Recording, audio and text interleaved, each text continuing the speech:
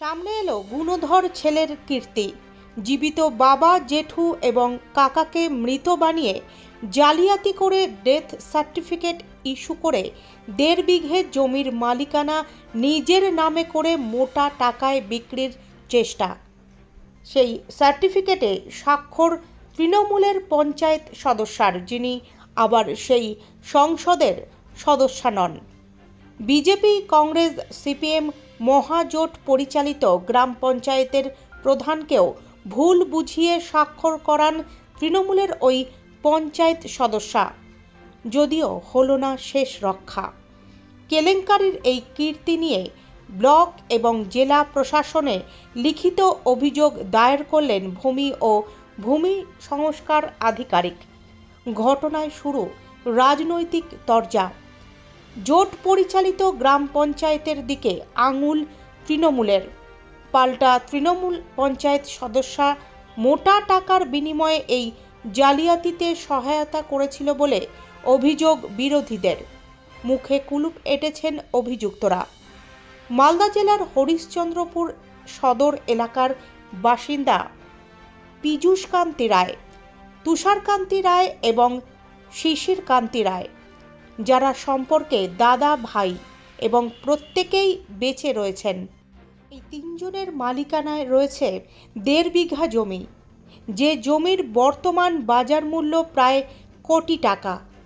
তুষার কান্তি রায়ের গুণধর ছেলে তুহিন কান্তি রায়, যে জীবিত বাবা, কাকা, জেঠুকে মৃত বানিয়ে জালিয়াতি করে ডেথ সার্টিফিকেট ইস্যু করে। সেই সার্টিফিকেটে স্বাক্ষর রয়েছে হরিশ্চন্দ্রপুর গ্রাম পঞ্চায়েতের তৃণমূলের এক পঞ্চায়েত সদস্যা বর্ষা দাসের। যদিও তুহিন কান্তি রায় যে বুথের বাসিন্দা, সেই বুথের সদস্য নন এই বর্ষা। তারপরও তিনি কিভাবে সই করলেন উঠছে প্রশ্ন। আবার পঞ্চায়েত প্রধানকে ভুল বুঝিয়ে তিনি সেই সার্টিফিকেটে সই করান। এদিকে জমি বিক্রির জন্য ভূমি সংস্কার দফতরে ওয়ারিশ সার্টিফিকেট ইস্যু করার পর শুনানির সময় পর্দা ফাঁস, ধরা পড়ে জালিয়াতি। তারপরেই নড়ে চড়ে বসে প্রশাসন। ভূমি ও ভূমি সংস্কার আধিকারিক উদয় শঙ্কর ভট্টাচার্য এই নিয়ে বিডিও এবং জেলা শাসকের কাছে লিখিত অভিযোগ দায়ের করেছেন।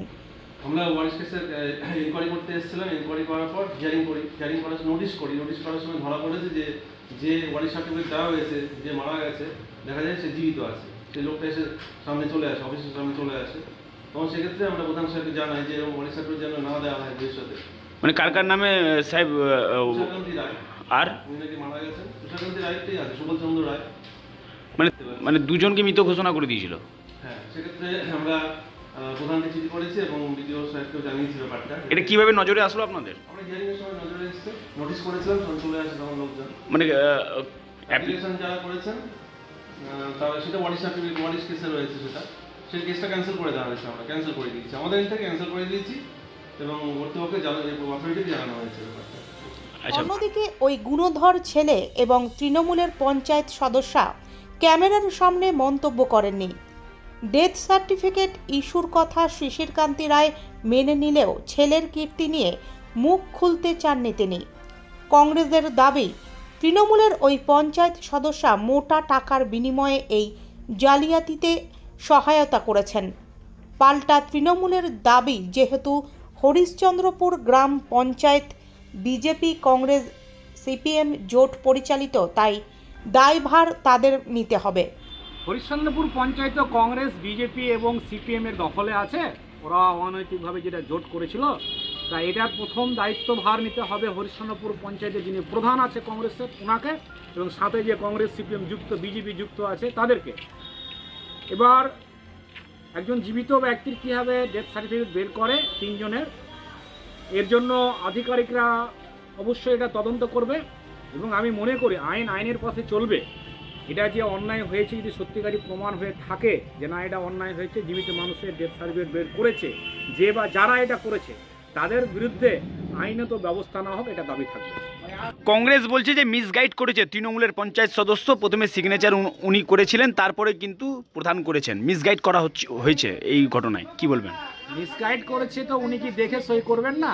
আর তারপরেও যদি কোনো দলীয় কেউ, সে যেই হোক, তৃণমূলের হোক, কংগ্রেসের হোক আর বিজেপির হোক, কোনো মেম্বার যদি অনৈতিকভাবে এই মৃত্যু সার্টিফিকেট বের করে থাকে তো তারও বিরুদ্ধে ব্যবস্থা নেবে আধিকারিকরা, এবং এটা আমাদের দাবি থাকবে সঠিকভাবে তদন্ত হোক এবং আইনের পথে যাক, আর সত্যিকারে যারা দোষী তাদের শাস্তি হোক। সাথে একটা আমাদের দাবি থাকবে প্রশাসনের কাছে, গোটা হরিশ্চন্দ্রপুরে আগামী দিনে যেন এই ঘটনার পুনরাবৃত্তি না হয়, এটা আমাদের দাবি থাকবে। আপনার নাম, আপনার পরিচয়? জিয়াউর রহমান, সভাপতি, হরিশ্চন্দ্রপুর ব্লক 1-এ তৃণমূল কংগ্রেস কমিটি।